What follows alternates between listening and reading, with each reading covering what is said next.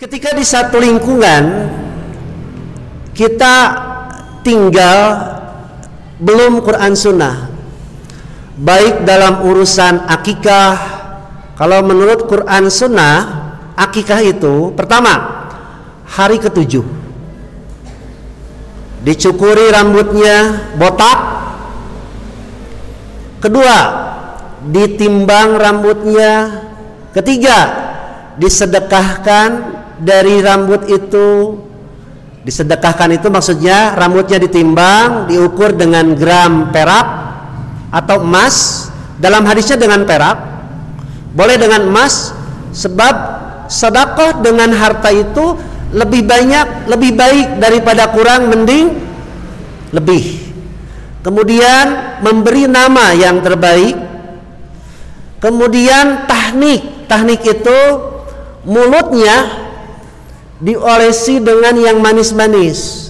Kalau dulu Rasulullah mengunyah kurma, lalu saripati kurma itu dioleskan ke bibir mulut bayi itu, namanya tahnik. Secara medis sepertinya itu jorok, jijik, tetapi hikmahnya bagaimana anak kita yang baru usia 7 hari itu mampu merespon makanan yang terbaik. Dan tidak ada makanan yang terbaik kecuali ASI. Bahkan ibu mungkin masih ingat ketika melahirkan, itu oleh bidan diarahkan si bayi itu nete kan, nete supaya terangsang gitu kan. Dan air susu sekian bulan itu yang terbaik sebagai imunisasi yang di dunia ini belum ada yang mengalahkan, imunisasi ASI. Jangan takut kendur. Jangan takut kendur. Nih teteh-teteh yang belum nikah ini depan. Kalau nanti teteh nikah, susui anaknya, ya. Baik. Kumaha ngarah loba cai susuna? Dahar deh. Makan daun katuk. Daun gedang, daun katuk. Pengalaman ya mah, pengalaman istri saya bukan saya. Baik, lanjut ya. Hari ke-7 juga disembelihkan seekor domba jika anaknya perempuan. Jika anaknya laki-laki 2. Kalau tidak mampu 2, 1. Kalau tidak mampu 1, sudah. Karena akikah hukumnya sunat. Kalimat sunat ini diambil dari pernyataan Nabi, paman ahabba an yansuka falyaf'al. Siapa yang mau, siapa yang mampu, sembelihlah. Kalau tidak mampu, tidak. Berarti akikah tidak wajib. Termasuk bapak ibu kalau tidak mampu mensedekahkan dari berat rambut, itu tidak apa-apa, tidak masalah, ya. Itu di lingkungan Quran Sunnah. Menurut Quran, menurut Sunnah, akikah seperti tadi. Kemudian terakhir, kenapa rambut pada hari ke-7 mesti dibotakan, dihabiskan? Itu untuk merangsang saraf-saraf otak anak. Kedua, membersihkan kotoran. Sebab rambut yang dibawa oleh bayi itu kotor. Kan di dalam perut ibu teh aya nanah, aya getih, usus segalanya. Nu gareuleuh teh araya di jero teh. Agi kan belum nikah. Coba pelajari alat reproduksi wanita. Geuleuh. Tapi itulah kekuasaan Allah. Baik. Masalah kematian. Dalam Quran Sunnah diajarkan bukan tidak mendoakan, bukan tidak takziah, ya, bukan tidak sedekah, bukan tidak sholat. Sering saya sampaikan, ini yang bertanya mohon disimak tanpa membawa organisasi. Saya tidak menyinggung organisasi, sebab organisasi hanya sekedar alat kendaraan, ya. Nah, ketika kita tinggal di satu lingkungan yang belum Quran Sunnah, masalah akikah, orang lain masih harus ke 40, rambutnya harus dipotong, dibagi-bagi. Orang yang berkunjung itu sambil mengatakan marhaban ya Jaddal Husaini. Apa artinya marhaban? Selamat datang wahai kakek Husain. Yang sedang dihadapi siapa? Bayi. Sementara yang disambat kakeknya Husain. Siapa kakeknya Husain? Rasulullah. Itu kan tidak masuk akal, ya. Tapi kalau sekedar sejarah dalam kitab berjanji, Bapak Ibu nanti mungkin, saya sudah berapa kali ngomong ini ya, isi kitab Al-Barjanji itu ringkasnya begini: sejarah Nabi secara ringkas ditulis dalam bentuk puisi dan prosa oleh seorang ulama namanya Syekh Al-Barjanji. Cuma di kalangan masyarakat itu dianggap kitab suci, atau kalau tidak dianggap kitab suci, kitab wajib kalau anak lahir dibacakan buku itu. Tujuannya bagus, ingin mempelajari sejarah atau sirah atau tarikh Rasulullah Shallallahu Alaihi Wasallam. Cuma sayang tidak diterjemahkan. Seperti Yasinan malam Jumat. Bolehkah kita membaca Yasin? Wajib, bukan boleh, wajib. Tapi bukan mengkultuskan surat Yasin. Kedua, diterjemahkan, dipahami isinya, diamalkan dalam kehidupan sehari-hari. Nah, ini yang belum memasyarakat. Nah, ketika kita tinggal di lingkungan yang belum Quran Sunnah dalam urusan hal tadi, pendekatannya tidak bisa langsung mengatakan salah, ini bid'ah, ini tidak ada contohnya dari Nabi. Tergantung mad'u'nya, tergantung orang yang diajak bicaranya. Bukankah saya pernah ngomong kisah nyata buku pelajaran sholat yang isinya Quran dan hadis yang sahih sampai dilemparkan? Kenapa dilemparkan? Karena dia tidak mengerti. Ketika saya ajak ngobrol lagi, Bu, coba ulangi lagi. Ini bukunya, lihat, buku A, buku B yang dilemparkan oleh si ibu itu saya ambil. Kemudian saya bacakan, Bu, ini. Lalu kalau begitu buku yang saya baca yang sudah puluhan tahun ini mana yang bisa saya amalkan? Katanya begitu. Kemudian saya kasih koreksi, ini Bu, ini. Nah, jadi di masyarakat, Bu, tidak seperti di media. Sekarang saya ngomong bebas, mau ngomong apa, enak atau tidak enak terserah. Tapi kadang-kadang saya juga berpikir saya harus berubah ini, mengubah cara. Karena seorang dai, seorang mubalik itu bukan memukul, kalau istilah sekarang merangkul, bukan ingin puas tapi ingin jelas. Namun di lapangan tidak semudah yang saya katakan di mimbar. Ibu bapak itu, waduh, masya Allah, ibu lalaunan deh. Seperti kita menolak makanan dari ulang tahun tanpa mengulangi rasa hormat saya, terima kasih Bu ya, Ibu sudah berbuat baik, tapi agama saya melarang ulang tahun. Kan begitu? Penolakan secara halus saja akan mendapatkan sikap yang sinis. Langsung diberi cap. Ah, dasar. Kok salah sih berbuat baik? Itu di medsos loh. Saya baca di medsos ngomongnya gini, orang berbuat baik kok ditolak? Ngomongnya begitu. Sebab dia orang kafir, mohon maaf, dia ulang tahun. Ketika ulang tahun, dia berbagi-bagi makanan, hadiah. Sementara dalam ajaran Islam, ulang tahun kan tidak boleh. Itu kan ritual orang kafir. Kemudian makanan yang berkaitan dengan ulang tahun karena dianggap ritual orang kafir, kita ajaran Islam menolak. Penolakan secara halus saja dianggap sinis, apalagi penolakan secara kasar. Cek istilah bahasa lebay nama, ketika cinta tak terbalas berubah jadi benci. Tetapi tetap saja ibu bapak jangan benci kalau ibu satu saat tertolak. Bertepuk sebelah tangan.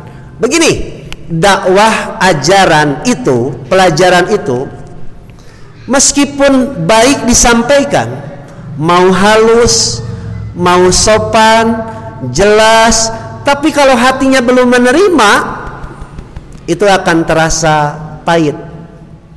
Nah, di lapangan Bapak Ibu tidak seperti yang sekarang.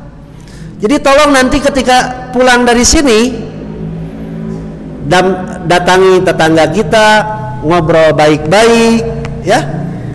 Kenapa sampai dilarang? Kenapa Al-Quran melarang ini, melarang itu? Kenapa ulang tahun diharamkan dan sebagainya dan sebagainya? Itu pendekatan psikologis, pendekatan keluarga, pendekatan ekonomi, pendekatan sosial mesti dilakukan. Saya dulu masih ingat di Rancamanyar tahun 2005. Waktu itu mimbar tempat imamnya tinggi sekali, maksudnya tinggi aja. Kebetulan Qadarullah Hanifah ya, kerusum Qadarullahnya. Kebetulan saya khutbah Jumat di masjid itu, dan saya membaca hadis riwayat Abu Dawud. Begini hadisnya, naha Rasulullah sallallahu alaihi wasallam, Rasulullah melarang an yakumal imam berdiri, wan nas aspalu minhu, sementara makmumnya ada di bawah. Ditambah dengan hadis yang lain, namanya Hudzaifah al-Yaman. Hudzaifah al-Yaman pernah mengimami sholat di tempat yang lebih tinggi. Maksudnya bukan di atas bangku, tempatnya agak tinggi. Ditarik jubahnya, gamisnya ditarik. Apakah kamu lupa tidak mendengar ucapan Rasulullah bahwa Rasulullah melarang? Nah, dakwah di kalangan para sahabat seperti itu. Saya sampaikan di mimbar, dan saya turun di mimbar membacakan hadis itu. Kemudian Mustami disuruh mundur. Kemudian besok lusanya mimbarnya rata, tempat imamnya rata. Tapi kan tidak semua nya sahanu ngomongna Ustaz Ansor dalina sakitu molotokna, pas orang ngomong kela asa teu meunang da teh. Naon dalina ece kela-kelanya orang buka WA. Boleh begitu? Boleh. Kalau memang ibu lupa, bapak lupa, buka lagi WA-nya. Jadi dakwah di lapangan itu tidak semudah di mimbar. Termasuk ke istri yang beda, termasuk ke mertua yang beda. Kan tidak sama ya. Saya dengan istri satu sekolah, satu organisasi, THC. Beda saeutik teh dina urusan teknis, eta mah gampang bisa ngobrol dina kasur. Urusan teknis, masalah anak dan sebagainya itu mah ngobrol. Tapi kalau urusan akidah, urusan ibadah itu tidak bisa sekaligus. Ada orang ahli ngaji, kiai, tokoh masyarakat bisa baca kitab. Dia dapat hidayah gara-gara membaca majalah. Judulna ge Kiai Tik Kelebuh Kuci Kopi. Ngartos teu? Tanya, orang Sundakeun. Ulama itu, kiai itu menolak ajaran Persis. Ajaran Persis yang notabene Quran Sunnah.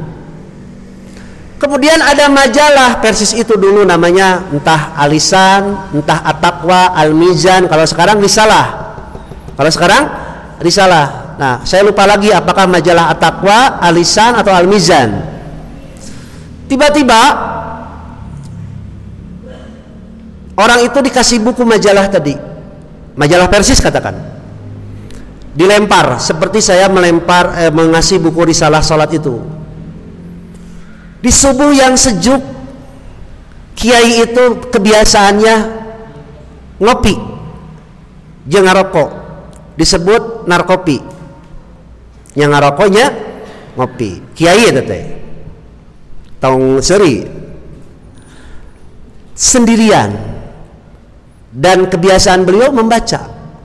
Qadarullah pada saat itu yang dibaca adalah majalah Persis yang dilemparkan itu dibaca.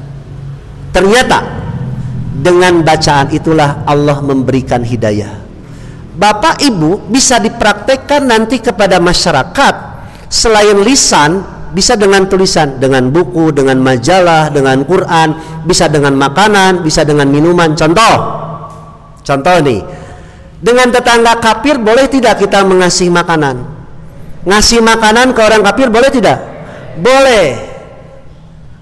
Satu saat, bukan dalam rangka ulang tahun, bukan dalam rangka bid'ah, kita ngasih makanan, kita ngasih sembako kepada orang yang dulu membenci kita.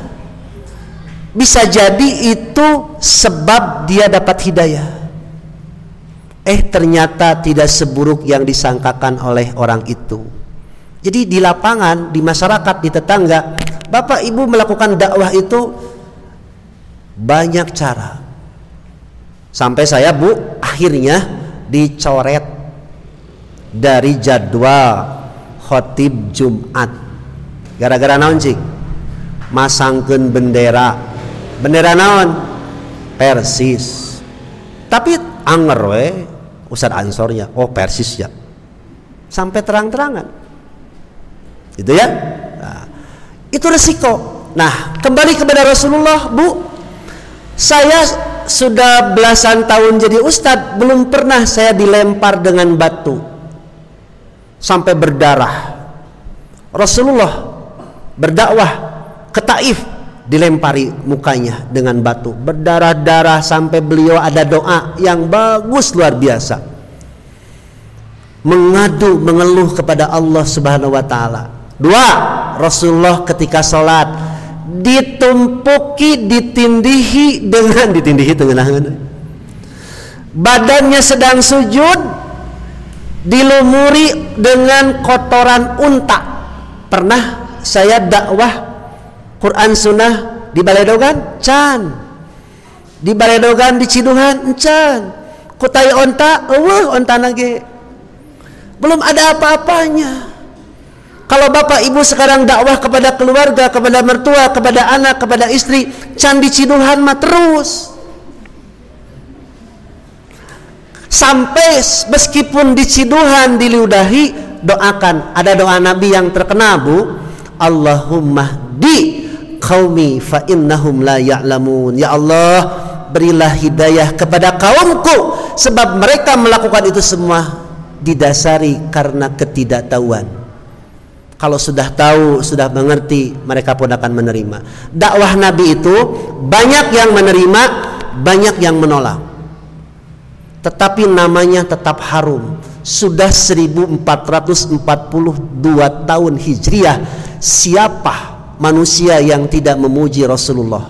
Allahumma salli ala Muhammad wa ala ali Muhammad kama sallaita ala Ibrahim wa ala ali Ibrahim, dan seterusnya. Solawat dari 1,3 miliar manusia di dunia ini disenandungkan, dibacakan untuk Nabi, padahal berdarah-darah.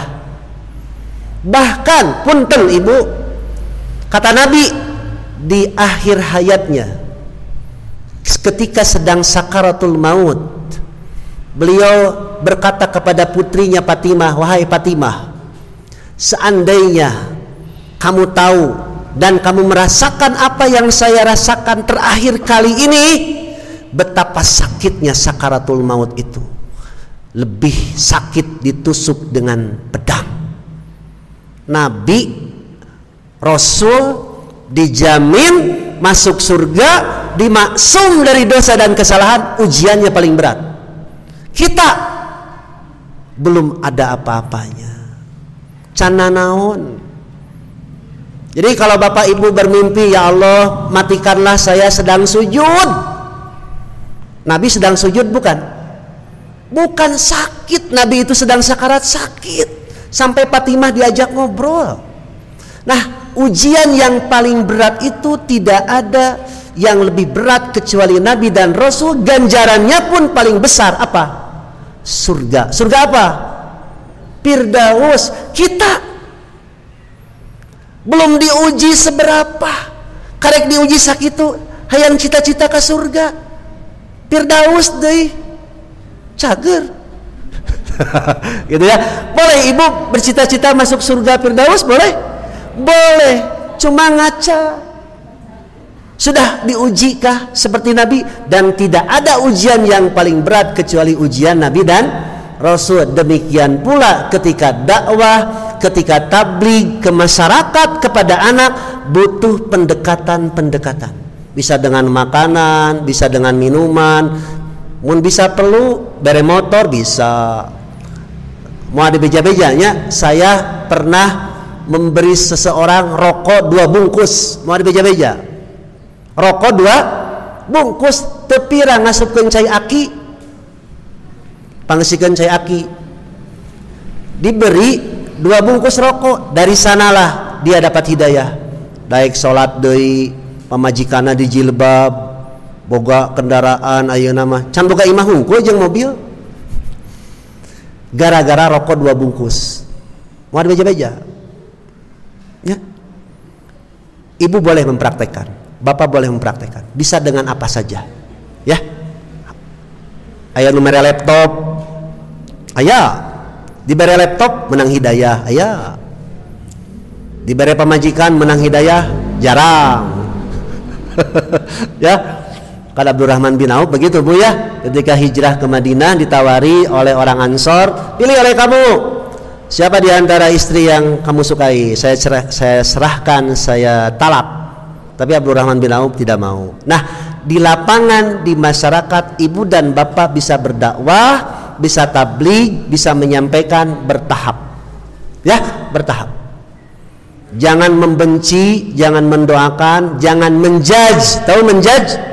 Menghukumi orang itu sekarang. Belum tentu ibu, bisa jadi sekarang yang dia nantang ingin masuk neraka, bisa jadi tahun depan, bulan depan dapat hidayah, bisa jadi kan? Ya kan? Ada orang yang dapat hidayah masuk Islam, seorang ahli matematika, mantan pembunuh dan sebagainya, banyak sekali. Sekali lagi, innamal a'mal bil khawatim. Amal seseorang itu akan dilihat pada akhirnya, pada ujungnya. Cukup panjang jawaban saya, mohon maaf, mudah-mudahan ada manfaatnya.